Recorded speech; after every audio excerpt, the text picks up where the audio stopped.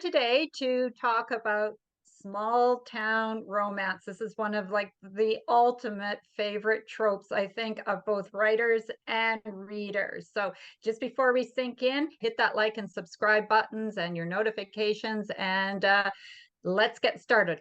Also, a small challenge to everybody watching. You can see I am wearing a star shirt, but your challenge is to try to find the star on Tracey. It is there. It is there. We are doing small town romance today, and I write small town romance, and it is so good because I think the number one thing is that you have a ready-made set for yourself, right? As a writer, and then as a reader, it rewards you because you can quickly step into that small town that is created for you, and you immediately have usually a lot of feel good vibes. But you can also, if it is a romance mystery, you again have that little setup where you can have the good guy, the bad guy, the policeman, just these stock characters that can drop into your story so nicely. Usually one of your leads is from the small town. So you instantly have insight in that character that they can provide to the other lead.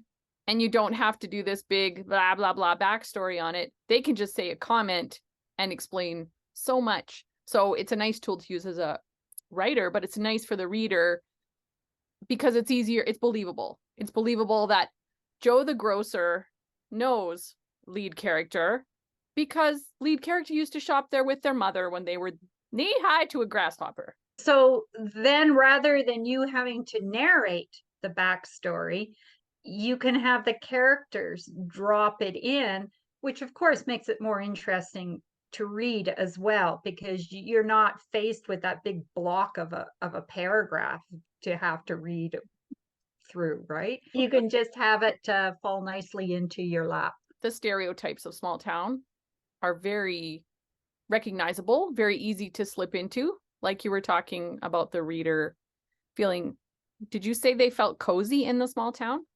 I got that impression from what you said. Yeah, the feel good vibes. Yeah, Mm-hmm. Yeah. You can have your easily have your cozy mystery alongside your cozy romance in a small town, but also it lends itself to being able to expose the dark side, because you do assume that everything is warm and cozy, and so suddenly that bad guy is often someone you know, which is scarier than anything else in the world, is to know that your next door neighbor is the one with the dungeon in the basement. What kind of romance is this you're reading? No, it wouldn't be a romance.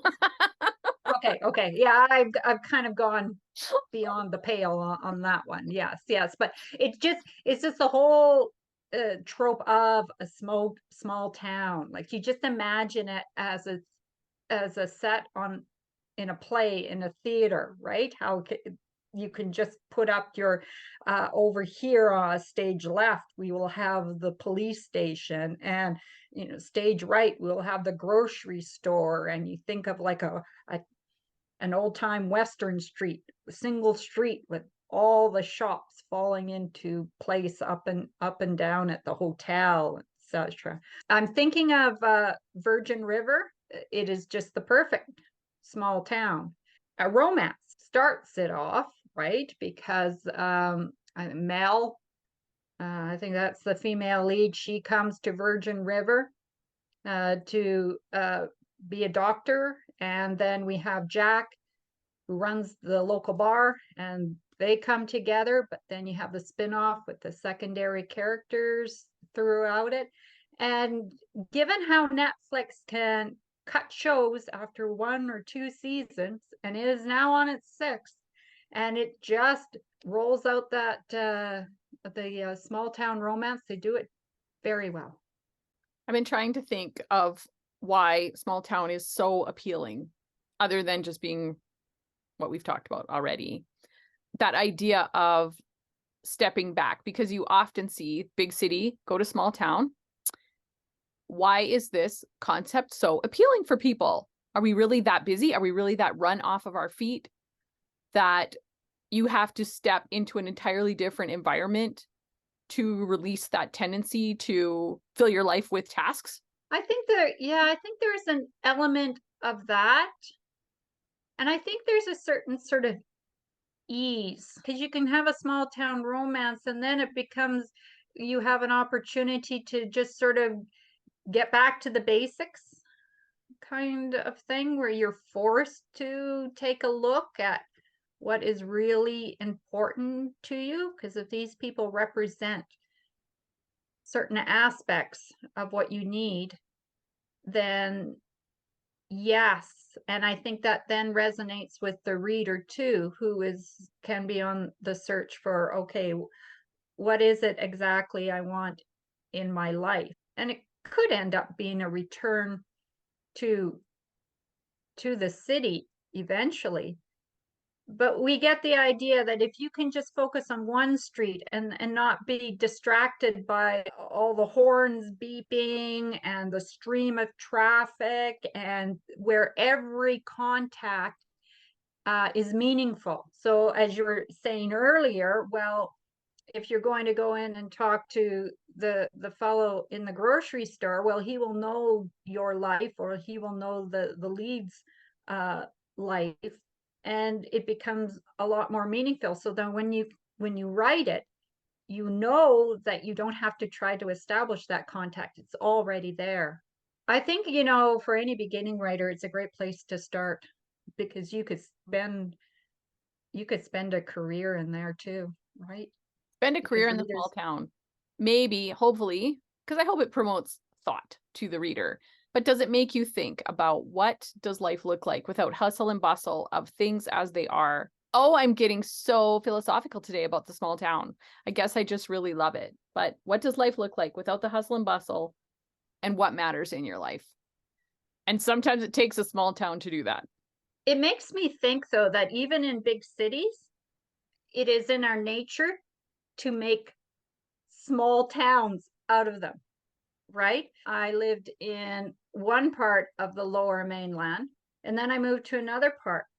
And people I knew, I invited people I knew from the first part to where I now had my home in the second part.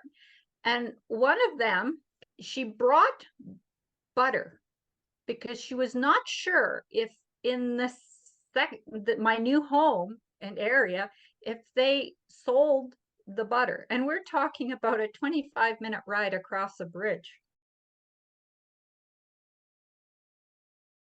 But it was this whole idea of how you can say you live in an area that has 2, 3, 4 million people, but where you really live is often within what they now call it 15-minute cities, but we often do just live in a small area. So we carve out these small towns within the big cities automatically. So it's not surprising that when we turn to how we want to be entertained, we still want to be entertained in those small areas, these small settings. Yeah, I totally buy that community sense in a smaller community, even in a big place, it doesn't really matter.